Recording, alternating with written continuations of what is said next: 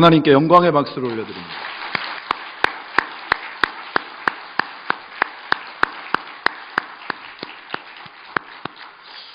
성가대가 올려드린 찬송의 가사처럼 한 마음으로 하나 되어서 하나님께 경배해. 그래서 사실은 우리 할렐루야 성가대가 이 자리에 서서 찬송을 하지만 우리가 함께 올려드리는 찬송입니다. 우리의 찬송을 주님이 받으신 줄 믿습니다. 그리고 삶에서 늘 찬송이 있기를 주님의 이름으로 축원합니다. 제가 지난 6월 6일 날 사실은 저도 너무 오랜만이긴 한데 아이들 데리고 그 서대문 형무소 역사관, 요즘은 정식 타이틀이 그렇더라고요. 거기를 방문할 수 있는 기회를 가졌습니다. 사람들이 진짜 많이 왔더라고요. 몇 번 이렇게 TV나 매체들을 통하여서 소개가 되어지고 한국 사람보다 외국인들이 더 많이 온다 막 이런 얘기들이 한동안 미디어 가운데서 나왔었는데 저희가 갔을 때는 다 한국인들 뿐이었습니다. 그런데 물론 지금은 이렇게 저렇게 구역 정리도 해놓고 잘 정리가 되어 있습니다만 항상 거기에 있는 가장 분명한 건 뭐냐면 지금 이 나라가 있기까지 사실은 우리가 이름을 알고 있는 뭐 열사, 의사 이런 이름들도 분명히 있습니다만 그렇게 이름을 등재하지 않았던 수없이 많은 무명의 그러나 나라를 향한 진심을 담았던 사람들의 삶이 오늘 우리가 살아가고 있는 이 대한민국을 여기까지 있게 했다라고 하는 것을 다시 한번 볼 수 있었습니다. 더 감사했던 건 신앙인들이 진짜 많더라고요. 삶의 헌신과 눈물 어린 기도와 무엇보다 우리나라 대한민국을 하나님께서 지키시고 그리고 인도하셨기에 우리도 이 자리 가운데 2019년을 맞이할 수 있는 줄 믿습니다. 사실 오늘 우리가 읽은 말씀에는 썩어질 씨와 썩지 않는 씨에 대해 나와 있는데 우리가 이제 성경의 다른 비유의 말씀을 놓고 보면 사실은 미라는 썩는 것이니까 보다 좀 부연을 해서 설명하면 그냥 썩어버리는 씨와 썩는 순간 새로운 생명을 잉태하는 씨에 대해서 오늘 먼저 말씀을 나누려고 합니다. 그러면 성경은 뭐라고 아주 분명하게 얘기하고 있느냐? 우리가 읽은 말씀 23절에 바로 썩지 아니할 씨로 너희가 거듭난 것은 오직 그 썩지 아니할 씨로 된 것이니 살아있고 항상 있는 하나님의 말씀으로 되었느니라. 그러니까 썩지 아니하는 씨 그리고 썩어지는 순간 분명한 생명을 새롭게 잉태하고 자라게 하는 씨는 바로 하나님의 말씀이다. 성경이 정확하게 얘기하고 있습니다. 엉뚱한 이단에서 이 씨를 자꾸 또 이상하게 해석을 하는데 여러분들이 정리하시면 돼요. 그러니까 성경에서 지금 특별히 우리가 읽은 이 말씀에 근거해서 다른 데의 씨도 있습니다만 지금 이 말씀에 근거해서 보면 여기에서 바로 그 씨앗, 생명의 씨앗은 하나님의 말씀이다. 이걸 분명하게 기준으로 가지면 특별하게 헷갈릴 일은 없을 것 같습니다. 그러면 썩는 씨는 뭐냐? 그냥 썩어버리는 것. 그것을 성경은 뭐라고 얘기하고 있느냐? 좀 부연을 하는 것이죠. 24절에 나와 있습니다. 모든 육체는 풀과 같고 그 모든 영광도 풀의 꽃과 같으니 영광에는 수없이 많은 내용들이 있겠고 육체는 우리가 육신을 입고 살아가면서 사실 우리의 삶에 굉장히 필요하다라고 여겨서 늘 붙잡기를 원하는 바로 그거죠. 쉽게 표현하면 돈, 건강, 또 우리의 삶에서 뭔가 남들 가운데 인정받기를 원하는 권세와 지위, 또 요즘은 토탈 케어잖아요. 얼굴뿐만이 아니라 온 몸을 다 케어해 주니까 사람의 외모를 포함한 그 모든 것들이 결국은 풀과 같고 풀의 꽃과 같아서 이 모든 것들은 다 마르고 떨어진다. 그런데 오직 주의 말씀만 세세토록 있다. 정확하게 대비를 해서 보여주는 거예요. 그러니까 앞선 것들, 우리가 이 땅 가운데서 육신의 삶을 살아가면서 구하는 모든 것들은 결국은 다 썩는다. 표정이 딱히 그렇게 여러분들이 아마 이 예화를 들어보신 적이 있을 것 같은데 상당히 유명한 예죠. 제가 이걸 좀 쉽게 설명해 드리기 위해서 좀 되어져 있는 걸 출력을 해봤어요. 그러니까 미국이 서부 개척사 가운데에서 사실은 젊은이들이 청혼의 꿈을 꿈고 많이 넘어오죠. 그 가운데는 다양한 사람들이 있는데 그 중에 조나단 에드워즈라고 해서 사실은 그 미국의 프린스턴 대학의 총장을 역임했던 미국의 영적 대각성 운동, 신앙적인 3.1 운동이라고 보시면 돼요. 그런 운동을 주도했던 인물, 그 인물 중심의 얘기들이 있습니다. 그때 이 조나단 에드워즈하고 또 한 사람은 마커스 슐츠라고 하는 사람이 거의 비슷한 시기에 넘어온 거죠. 그런데 이 두 사람이 이 새로운 개척되어지는 땅 가운데 살았던 양상이 조금씩 달랐다는 겁니다. 마커스 슐츠라고 하는 사람은 돈을 많이 벌어야 되겠다. 그 당시에 돈 필요하죠. 그래서 우리 영화 같은 거 보면 서부로 황금 캐러 가잖아요. 그래서 실제로 그 서부 개척사에는 탄광과 관련된 얘기들이 정말 많이 나옵니다. 돈을 많이 벌어야 되겠다. 그래서 어떤 방법으로 돈을 벌까라고 생각해서 뉴욕에다가 술집을 낸 거예요. 뭐 당시로 말하면 살롱 같은 거죠. 그래서 그 술집으로 시작을 해서 거부가 됐어요. 진짜 돈을 억수로 벌었어요. 표정 밝아지시네요. 그리고 이 조나단 에드워즈라고 하는 사람은 그래도 본인이 이 새로운 땅에 건너오게 된 가장 중요한 이유가 신앙 때문이니까 그 신앙을 잘 지켜야 되겠다. 그래서 나중에는 결국 그가 신학교에 가고 또 목사로서 헌신하게 되어지고 아까 처음에 소개해드린 것처럼 그 나라의 어떤 영적 각성 운동의 어떤 중추적인 역할을 하는 인물이 됩니다. 그런데 그 뉴욕시 교육위원회에서 그로부터 약 한 150년 정도가 흐르고 난 다음에 이 두 사람의 가계에 대한 부분들에 대해서 나름대로 컴퓨터로 이렇게 하여튼 뽑아낼 수 있는 모든 데이터들을 다 모아가지고 정리를 해본 거예요.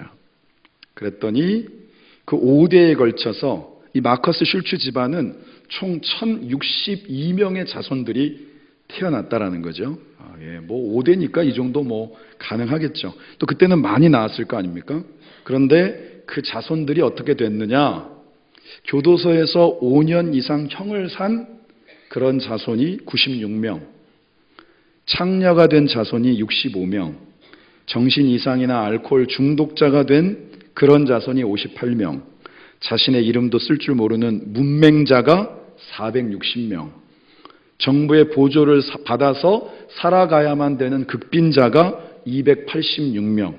그러니까 이들을 통해서 어쨌거나 나라에서 이제 국고로 세금들이 이렇게 쓰여지는데 정부의 재산을 사용한, 굳이 이것을 축냈다라고 표현하기 그렇지만 그렇게 사용되어진 게 1억 5천만 불, 지금 현재 우리나라로 놓고 보았을 때 약 1,700억 원 정도를 그렇게 썼다는 거죠. 그러면 이 조나단 에드워즈 가문은 어떻게 됐던가? 물론 아까 조나단 에드워즈에 대해서는 얘기했지만 이 가문에서는 목사와 선교사가 116명, 그 당시에 유수의 대학, 프린스턴, 예일 뭐 이런 대학의 총장을 포함해서 교수, 교사가 86명, 군인이 76명, 공무원들을 포함한 고급 관리 80명, 문학가 75명, 사업가 73명, 그리고 발명가 21명, 부통령 1명, 그리고 상하 의원 주지사들을 포함해서 각 1명씩, 그리고 교회 직분이죠. 장로 집사 286명. 가문 가운데서 이제 이런 자손들이 그 삶을 살아갔다라고 그 결과가 딱 나온 거예요. 제가 왜 이 말씀을 드리느냐? 그러니까 썩어질 것과 썩지 아니할 것, 보다 더 정확하게는 썩어지나 그것을 통하여서 새로운 생명을 잉태하고 또 자라게 하는, 열매 맺게 하는 가장 중요한 것은, 따라합시다, 믿음을 심는 것이 가장 잘 심는 것이다. 오늘 저와 여러분들을 예배 자리로 부르신 이유가 거기에 있는 줄 믿습니다. 우리가 이제 찬송 부르면서 요즘 이제 출애굽기를 나누고 있거든요. 그 머릿속에 좀 잘 들어오도록 하기 위해서 출애굽기 가운데에서 성막이라든지 제사장에 대해서 같이 이렇게 그림 보면서 하고 있습니다. 왜 그러냐?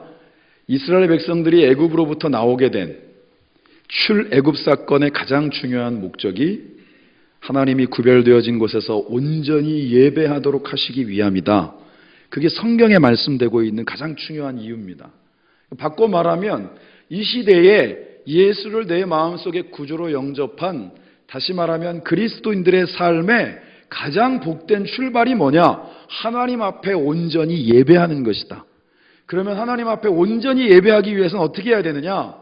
내가 죽고, 내가 죽는다는 표현은 여러분들은 사실 죽지 않습니다. 그런데 당시로 놓고 보면 자신의 죄를 대신해서 죽어가는 수없이 많은 제물로 바쳐진 짐승들처럼 나의 자아가, 나의 고집이, 내가 세상 가운데 고집하던 것들, 아까 찬송의 가사처럼 내가 왕관처럼 늘 부둥켜 안고 있던 것들이 주님 앞에 내려놓아지고 오직 주님의 말씀과 그 약속 위에서 다시 서게 될 때 그 예배가 하나님 앞에 온전히 올려지는 진짜 예배가 되어지는 줄 믿습니다. 그래서 우리는 말씀, 항상 예배 때마다 말씀을 나누는 거예요.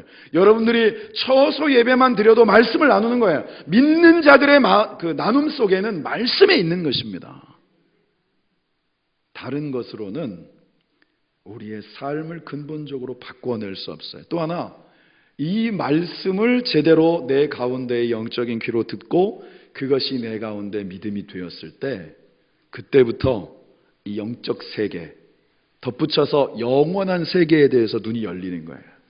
여러분, 우리가 세상 가운데 살면서 우리 앞에 놓여져 있고 우리의 육신 가운데 영향을 미치는 많은 것들에 쉽게 휩쓸리는 이유는 우리의 삶이 내가 육신적으로 살아가는 삶에 자기도 모르게 의식적으로 갇혀있기 때문인 거예요. 그래서 지금 이 순간 이 대에 뭔가 이룰 수 있는 것들에 대한 것들을 끊임없이 찾게 된다는 것인데, 영적인 세계와 영원한 세계에 대해서 눈이 열리면 그 가치의 기준이 바뀌어진다는 것이죠.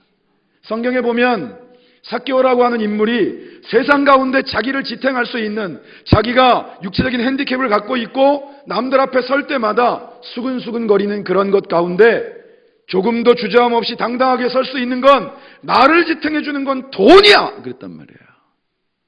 그래서 악착같이 모았어요. 누가 뭐라고 해도 적어도 내 앞에 서는 사람들이 꼼짝도 못하고 뒤에서만 수근거리니까. 그런데 예수님 만나죠? 주님의 말씀이 그 가운데 심구어지고 그의 인생이 믿음 위에 서게 되니까 세상 가운데 자기를 지탱하는 것, 바로 그것이다라고 여겼던 그 물질에 대해서 자유해지더라라는 것이죠. 내가 그 절반은 가난한 이들을 위해 나누어 주고 혹시나 내가 불의한 방법으로 취한 것들이 있으면 4배로 갚아주겠습니다. 이걸 좀 쉽게 표현하면 뭐예요? 돈 없어도 됩니다 라는 뜻이에요. 그러면 그게 어떤 것이냐? 그만큼 인생에 있어서의 진짜 가치를 알게 되었다라는 것입니다. 저와 여러분들이 그러하기를 소망합니다. 우리는 종교인이 아니잖아요. 신앙인이고, 신앙인은 하나님을 온전히 믿는다라는 뜻이고, 하나님을 믿는다라고 하는 말을 한마디로 표현하면 하나님의 약속의 말씀이 육신이 되어 우리 가운데 오신 예수 그리스도를 믿는다는 뜻입니다. 그분 때문에 우리는 구원을 얻은 거예요. 우리가 하나님을 아버지라 부르며 예배할 수 있는 겁니다. 오늘 혹시 이 예배 가운데 처음 오신 분들이 있다면, 하나님이 세상을 이처럼 사랑하사 여러분들의 이름을 부르신 거예요. 제 이름이 최재복인데 재복아 내가 너를 사랑한다. 여러분들의 이름을 하나님께서 직접 부르시고 이 자리로 불러주신 거예요. 그 음성에 여러분들이 반응하여서 우리의 심령의 밭 가운데 그 말씀이 심구어지면 그 인생이 이제는 하나님 나라의 온전한 시민으로, 그리고 하나님의 약속의 주인공으로 서게 되어지는 줄 믿습니다. 하나님은 천지를 말씀으로 지으셨어요. 이게 아주 의미하는 바가 큽니다. 뭔가 어떤 다른 기제를 사용하지 않고 오직 말씀으로 이 세상을 지으셨어요. 다시 말하면 지금도 이 땅 가운데 하나님의 역사는 말씀을 통해 이루어지는 줄 믿습니다. 믿는 자가 세상의 변화를 꾀할 때 하나님 말씀 말고 다른 걸 자꾸 추구하면 안 돼요. 사실은 제가 대학 다닐 때 제가 다녔던 학부가 아무튼 좀 유명했습니다. 당시의 시대 상황도 그렇고, 그래가지고 정확하게 나누어졌어요. 저희는 진보와 보수에 대한 얘기들을 수도 없이 그때부터 했습니다. 그런데 핵심은 뭐냐 하면 누구든지 본인이 가지고 있는 세상에 대한 변화를 꾀할 때 말씀을 근거로 하냐 이거죠. 여러분, 신학생들이면 다 말씀이 근거일 것 같죠? 아닙니다. 말씀을 보기는 보는데 지극히 한정적인 부분들을 취해요. 그러니까 본인들의 입장을 대변할 수 있는 그 분명한 근거가 되어져 있는 말씀만 그냥 주구장창 붙잡고 가는 거예요. 그래서 말씀은 편향되면 안 됩니다. 제가 필리핀에서 돌아오고 난 다음에 벌써 3년도 훨씬 넘었는데 성경 전체를 한 번 다 강해하고 다시 또 강해를 시작하는 이유는 우리가 말씀을 보는 것에 있어서는 우리가 말씀을 뭔가 뽑아서 보는 게 아니라 제가 말씀을 전할 때 유일한 예외가 바로 이 주일날 11시 예배입니다. 이때에는 사실 이제 신앙생활을 막 시작하신 분도 있고 하기 때문에 그리고 무엇보다 일주일에 딱 한 번 오시는 분들이 많기 때문에 뭔가 이런 연속성상에서 말씀을 전하는 게 늘 어려워요. 그래서 주제를 가지고 말씀을 전하고 나머지 모든 새벽 예배나 수요 예배나 금요 예배에 제가 말씀을 전할 때는 참여하시는 분들이 알고 있는 것처럼 항상 강해를 합니다. 그것은 말씀이 먼저는 제게 그리고 함께하는 성도들에게 하나님의 음성으로 하나님이 주시는 뜻으로 온전히 들려지기를 원하는 거예요. 사람이 어떤 존재냐? 믿는다고 하면서도 내가 믿고 싶은 걸 믿는 사람들이 너무 많아요. 그래서 신앙생활도 내가 갖고 있는 기준 이외의 것들에 대해서는 사실은 별로 관심도 없고 귀를 기울이지도 않고 그래서 결국은 하나님은 믿는데 삶은 내 기준으로 살아가는 사람들이 너무 많다라는 것입니다. 오늘 저와 여러분들 가운데 이 예배의 자리로 우리를 부르신 이유는 우리의 모든 기준들이 하나님의 기준으로 다시금 바뀌어지기를 원하는 줄 믿습니다. 그러니까 우리가 돈 많이 벌어가지고 자녀들한테 유산을 물려줘야 되겠다라는 생각 말고 사실 미국에서 내노라는 이름 가진 그런 부자들 중에도 자녀들한테 유산 안 물어주고 그거는 사회에다 다 환원하죠. 도네이션하고 자녀들에게는 그 삶을 살아가는 진짜 중요한 지침들만 나누는 그런 가문들이 많은 이유도 거기에 있습니다. 왜냐? 유산 나눠줬는데 자손들이 그것 때문에 싸우는 경우도 많고요. 그거 하나 붙잡고 세상에 대해서 어떤 다른 것들을 추구하지 않는 사람들은 결국은 굉장히 많이 힘들어집니다. 그런데 오늘 말씀을 통하여서 우리에게 주시는 것, 말씀이 뿌려지면 다른 거는 다 떨어지고 그리고 다 쓰러져 가고 그 모든 것들은 다 없어지나 오직 하나님의 말씀만이 영원하기 때문에 여러분 우리가 역사적으로 보더라도 지금도 마찬가지입니다만은 세상을 호령했던 강대국들은 다 역사에 사라졌습니다. 로마도 그랬죠. 그리고 가까이에 있는 중국에서는 몽골이라는 나라도 그랬죠. 사실 일본도 지금은 일본이라고 하는 분명한 나라의 이름을 갖고 있습니다만 엄밀하게 말하면 거기도 한번 망했던 거예요. 우리는 세상 가운데서 어떤 힘과 권력이라는 것이 영원할 수 있을 거라는 생각을 갖습니다. 그런데 사실 그렇지 않죠. 그럼에도 불구하고 우리는 그 가운데 있을 때에는 항상 그것을 쫓고 찾아요. 적어도 우리가 하나님 앞에서 영적으로 깨어있다는 것에 대한 가장 분명한 기준은 뭐냐? 우리의 삶을 말씀 앞에 세우는 것입니다. 그래서 이 천지를 하나님께서 말씀으로 지으셨기에 우리의 삶을 온전히 이루어갈 수 있는 능력이 하나님의 약속의 말씀 가운데 있다는 것을 확신하는 인생들이 바로 하나님의 복의 통로가 되어질 줄 믿습니다. 그리고 또 하나 말씀은 누구에게? 나에게 제일 먼저 들려져야 되는 거예요. 제가 이 말씀을 다시 준비하고 출애굽기를 다시 나누고 마가복음의 말씀을 다시 나누는데 그래도 다행인 것은 하나님께서 그때마다 주시는 은혜가 또 달라요. 그리고 또 이 가운데 서서 말씀을 나누다 보면 또 그 가운데 주시는 은혜가 또 달라요. 그러니까 말씀이 살았고 운동력이 있어 이 말씀은 정확한 진리입니다. 말씀은 살았고 운동력이 있는 거예요. 말씀은 지식이 아니라 말씀은 능력이고, 그 말씀의 능력을 경험하는 사람들이 세상의 환경 가운데 흔들림 없이 갈 수 있는 것입니다. 우리가 함께 예레미야서 13장 23절의 말씀을 같이 보겠습니다. 예레미야서 13장 23절 같이 읽습니다. 시작. 그의 피부를 표범이 그의 반점을 변하게 할 수 있느냐? 할 수 있을진데 악에 익숙한 너희도 선을 행할 수 있으리라. 이 말의 뜻은 사실 구스 2는 물론 이스라엘 사람들도 얼굴이 하얀 편은 아니지만 아주 온전한 흑인들을 얘기하는 것이고, 지금으로 말하면 아프리카 지역에 있는 사람들이 바로 여기에 해당됩니다.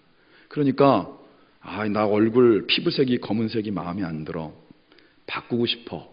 그래서 바꿀 수 있냐 이거죠. 성형 기술이 좋아져도 그건 자기 피부가 아닌 거잖아요. 제가 필리핀에 있을 때 사실은 남녀가 다 좋아하는 선물이 파우더였어요. 파우더 아시죠? 분. 여자들이 그걸 바르는 건 또 이해가 됐죠. 왜냐하면 또 거기가 워낙 습하기도 하고 그러니까. 근데 남자들도 그걸 그렇게 좋아해요. 그 내용을 물어봤더니 거기서는 하얀 피부가 사람들이 늘 부러워하는 거예요. 여러분도 피부로 봤을 때는 필리핀에 가면 굉장히 먹히는 분들이 많습니다. 저는 불가능합니다. 한 번도 하얘 본 적이 없기 때문에. 그런데 그건 분으로 바르는 것이지 원래 내 피부가 아닌 거예요. 바꿀 수 없다는 거죠. 그런가 하면 그 뒤엔 또 더 이해하기 쉬운 표현이 나오죠. 표범 아시죠? 근데 표범이 나는 무늬가 이렇게 쉽게 말하면 점으로 전철되어 있는 무늬 말고, 이거를 옛날에는 아무튼 이름이 있었는데 나는 그냥 이런 점이 다 없었으면 좋겠어. 민무늬. 그걸 본인이 원한다고 해서 그 점이 없어지진 않는다는 것이죠.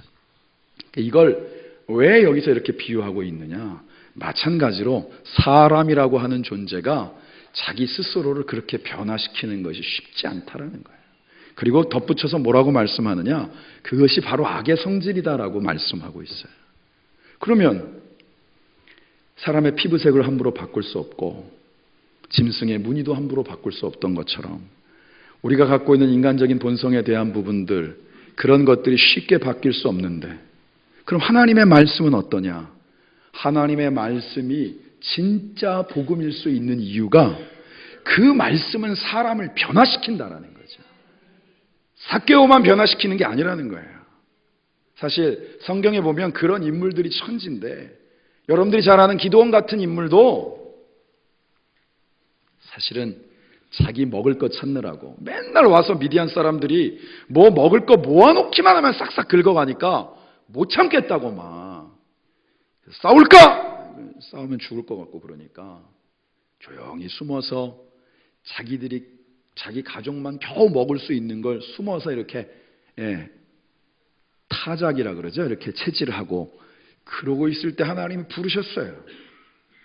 뭐라고 불렀느냐? 강한 용사야, 이렇게 불렀단 말이에요. 예?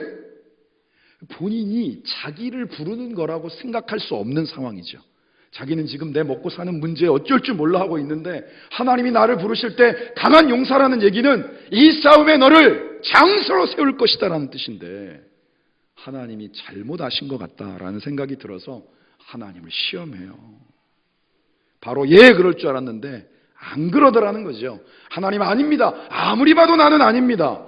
그래서 하나님이 그 표진 가운데 기드온을 부르셔서, 나중에는 여러분들이 알고 있는 것처럼 원래는 미디안 족속과 싸우기 위해서 32,000명이라고 하는 그래도 나름대로 병사들이 모였는데, 처음에 10,000명 남기고 또 다 돌려보내더니 나중에는 딱 300명만 가지고 그 싸움을 승리로 이끄시는 데에 이 기드온을 바로 제일 앞선 자, 지도자로 세우셨다라는 거예요. 복음은, 하나님의 말씀은, 말씀을 통한 주님의 선택은 우리의 삶을 변화시킬 수 있는 줄 믿습니다. 그가 갖고 있는 체질도, 그리고 그가 갖고 있는 성정도, 심지어는 세상을 바라보는 눈마저도 바꾸실 수 있는 능력이 오직 하나님의 말씀 가운데 있는 줄 믿습니다. 그래서 25절에 오직 주의 말씀은 세세토록 있도다 하였으니 너희에게 전한 복음이 바로 곧 이 말씀이니라. 복음이 복음이란 얘기는 그 인생을 바꿀 수 있는 능력이 있다라는 거예요. 여러분, 오늘 이 가운데 첫 발을 내딛는 분들에게 주의 음성이 들려질 수만 있다면 여러분들의 인생이 변하게 되어질 줄 믿습니다. 신앙생활은 연조로만 하는 게 아니에요. 신앙생활은 오늘 내가 하나님의 말씀이 정말 내가 갖고 있는 기준이 아니라 하나님의 음성 그대로 들려지느냐, 그게 우리의 영적인 건강성을 확인하는 방법인데, 그 말씀이 들려지면 오늘이 그러한 변화의 온전한 출발이 되어지는 줄 믿습니다. 야고보서 1장 18절의 말씀을 같이 봅니다. 자, 시작.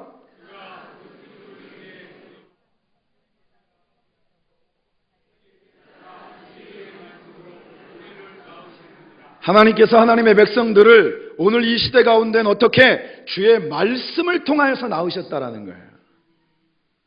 하나님이 세상을 이처럼 사랑하사에 그 세상이 나다. 누구든지 그리스도를 내 안에 온전한 주님으로 영접하는 자에게는 하나님의 자녀가 되는 권세를 주셨다.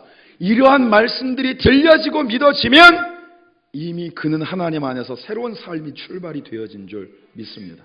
그래서 성경은 하나님의 말씀으로 나왔다는 거예요. 그러면 그 다음이 중요하죠. 나았으면 그 다음 어떻게 해야 되죠? 자라야 돼요. 자라야 돼. 제가 우리 애들을 봤을 때 언제가 제일 이쁜가 생각을 해봤어요. 여러분들마다 차이는 있을 수 있는데 그냥 아빠 엄마면 충분해라고 이 품에 폭 안겨 있을 때가 제일 좋았던 것 같아요. 그 다음부터는 천지사방으로 돌아다니고, 나중에 되면 본인이 이제 생각하고 자기 생각이 딱 생기면 대놓고 아니라고 하고, 그것까지도 받아들일 수 있는데 슬슬 대화의 상대에서 아주 조금씩 멀어져 간다라고 하는 느낌이 생기면 그 가운데서 살짝 그 섭섭함들이 조금씩 다가온다라는 생각을 합니다. 그런데 제가 그 품에 폭 안겨 있을 때가 너무 좋아서 그냥 얘들이 계속 이렇게만 있었으면 좋겠다 했다 그러면 여러분 큰일 나잖아요. 가서 모서리에 머리를 찧어 싸도 자라야 되는 것이고, 온 천지사방을, 물론 속없이 외부에서 오신 분들이나 부모님들 오랜만에 오셔서는 얘가 화가가 되려나 보다 그러지만 온 천지사방을 도대체 해독이 불가능한 그림으로 그려놓아도 자라야 된다라는 거고, 집 밖에 내놓으면 어느 순간 사라져서 다른 아저씨 손잡고 따라가고 있을 수 있는 그런 가능성이 있어도 그 아이가 걷고 뛰고 본인이 자라가는 과정들이 있어야 그게 바로 태어나고 자라서 어른이 되어지고 또 하나님의 뜻대로 하나의 가정을 만들어가는 그런 과정이 되어진다라는 것입니다. 영적으로도 여러분 자라야 됩니다. 그런데 여러분, 영적으로 자라는 것은 세월이 가기 때문에 자라는 게 아니고, 오늘 분명하게 우리에게 말씀하시는 것이 뭐냐? 주의 말씀이 들리워져야, 주의 말씀이 기준이 돼야 그 신앙은 자란다는 거예요. 이건 여러분 아주 중요한 겁니다. 현재의 나의 신앙을 분명하게 볼 수 있는 기준이 거기에 있는 거예요. 우리 야고보서 1장 18절의 말씀 같이 한번 보겠습니다. 야고보서 1장 18절 시작. 그가 그 피조물 중에 우리로 한 첫 열매가 되게 하시려고 자기의 뜻을 따라 진리의 말씀으로 우리를 낳으셨느니라. 고린도전서 13장 11절 말씀 한 절 더 읽습니다. 시작. 내가 어렸을 때에는 말하는 것이 어린아이와 같고 깨닫는 것이 어린아이와 같고 생각하는 것도 어린아이와 같다가 장성한 사람이 되어서는 어린아이의 일을 버렸노라. 신앙도 분명하게 자라야 된다라는 거예요. 나는 교회를 다니고 있어. 여기에 만족해서는 안 된다라는 거예요. 나는 주의를 어기지 않아. 여기에 머물러서도 안 된다는 거예요. 더더욱이 예배는 1년 중에 적어도 주일 예배만 52번이 있으니까 개근정근은 아니어도 그래도 몇 번은 빠져도 돼. 여기에 머물러서는 안 된다는 거예요. 우리의 신앙이 자라가야 된다는 거예요.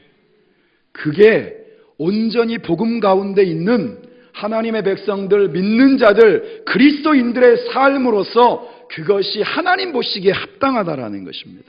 그러기 위해서 오늘 우리가 읽은 본문의 말씀은 뭐라고 얘기하고 있느냐? 2장 1절. 그러므로 모든 악독과 모든 기만과 외식과 시기와 모든 비방하는 말을 버리고, 뭔가 공통적인 게 있죠? 그 대상, 이러한 여기에 우리가 언급하는 좋지 않은 모든 것들이 다 그 방향성이, 대상이 나 아닌 다른 사람들을 향하고 있다라는 얘기예요. 신앙이 진짜 잘한다는 뜻은 뭐냐? 우리 가운데 자꾸 나보다 다른 사람을 먼저 바라보는 시선들을, 그걸 내려놓을 줄 알아야 신앙이 잘한다는 거예요. 우리가 출애굽기의 말씀을 보지만 누가 제일 중요합니까? 내가 하나님 앞에 어떻게 서 있는지가 중요한 거예요. 거기에 나와 있는 대제사장, 제사장 마찬가지입니다. 그들이 비록 민족을 대표한다고는 하나 그들이 하나님 앞에 온전하게 준비되어진 자로 서지 못하면 그들이 제사장이기 때문에 하나님의 은혜를 얻는 게 아니라는 거예요. 누가 제일 중요하냐? 예배의 자리에서 내가 제일 중요하고, 내가 하나님 앞에 예배하고 하나님 앞에 온전히 나아가는 것을 방해하는 것들이 내 주변에 있는 사람들이 되어져서는 우리의 신앙은 결코 자랄 수 없다라는 거예요. 하나님은 먼저 나를 보게 하십니다. 그래서 바울도 그 신앙의 여정 가운데 그 인생의 말미, 어찌 보면 감옥에 갇혀 있고 상황 가운데 자유함은 없는 것 같은데 가장 복되고 마음이 풍성한 사람으로 그의 삶의 끝을 맞이할 수 있었던 것은 내가 하나님 앞에 얼마나 은혜 받은 자인가, 그 시선으로 보니까 다 사랑스럽고 이쁜 사람들밖에 없었던 거예요. 이 사람도 나를 도와주었고, 심지어는 그가 사역의 과정들 속에 진짜 엄청나게 싸우고 갈랐었던 그 모든 사람 한 사람이 너무 애틋하더라. 성경은 로마서의 말씀의 맨 마지막 장에서 그것을 기록하고 있습니다. 오늘 이 예배의 자리가 저와 여러분들이 하나님의 뜻 가운데에서 또 하나 자라가는 출발이 되어질 수 있기를 소망합니다. 아이들이 월상 예배의 기도 제목을 쓰는데 세상에 제가 보기에는 제일 큰 애인데 그 애의 꿈도 키가 컸으면 좋겠어요. 저희 막내도 첫 만나면 키를 잽니다. 왜 아이들의 꿈과 여망은 키일까? 가만히 생각해 보니까 저도 그랬어요. 저는 지금 코리안 스탠다드라고 자부하고 있지만 마음 깊은 곳에서는 상층부의 공기를 마셔보고 싶은 마음이 있어요. 분명한 것은 우리가 그저 육신적인 키만 자라가는 것이 아니라 성인 아이로서의 삶을 살아가는 것이 아니라 우리의 영이 자라가야 될 줄 믿습니다. 그러기 위해서 말씀이 들려야 돼요. 그렇기 때문에 예배는 진짜 기본 중에 기본인 것입니다. 사실 한 주일 중에 예배를 한 번을 제대로 안 드리는데 여러분들이 하나님의 말씀을 대할 기회가 얼마나 있습니까? 자기 혼자서 말씀을 펼치는 게 5분이냐 10분이냐는 중요하지 않더라고요. 그 시간을 구별해서 말씀을 펼치는 순간이 있느냐가 중요한 거예요.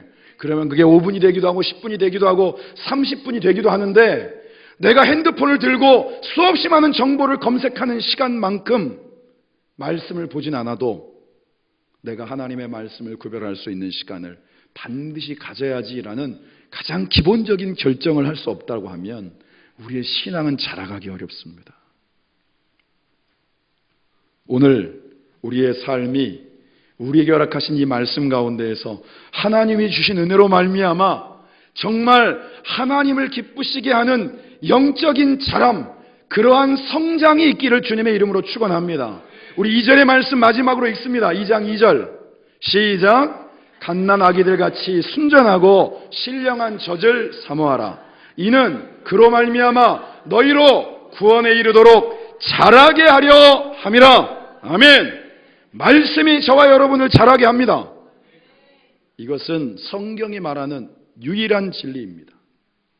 자라기를 원하는, 변화하기를 원하는, 하나님 앞에서 하나님의 뜻을 내 삶 가운데 이루기를 원하는 모든 하나님의 백성들은 주의 말씀 앞에 서야 되는 거예요. 오늘 이 자리가 그러한 결단의 출발이 되어질 수 있기를 주님의 이름으로 축원합니다. 그래서 여러분들의 삶이 주의 말씀으로 말미암아 풍성해지고, 또한 세상 가운데 수없이 많은 문제 가운데서 늘 고민하고 힘들어하고 있는 영혼들을 향하여서 여러분들이 그 주의 복음을 나눌 수 있는 말씀의 통로로 쓰임 받으시기를 주님의 이름으로 축원합니다. 기도하겠습니다. 하나님 감사합니다. 감사합니다. 우리를 하나님의 약속의 주인공으로 주의 말씀 위에 세우심에 감사를 드립니다. 세상의 모든 것들이 쓰러져 가나 주의 말씀은 영원토록 세세 무궁토록 영원함을 우리에게 말씀하십니다. 주의 말씀을 붙잡게 하소서. 주의 약속의 말씀 위에 서게 하소서. 주의 말씀 가운데 자라가게 하소서. 주님께만 소망을 두게 하소서. 우리의 다음 세대를 위해 그 말씀과 기도를 온전한 믿음을 심게 하옵소서. 예수님의 거룩하신 이름으로 기도드립니다. 아멘. 우리 찬송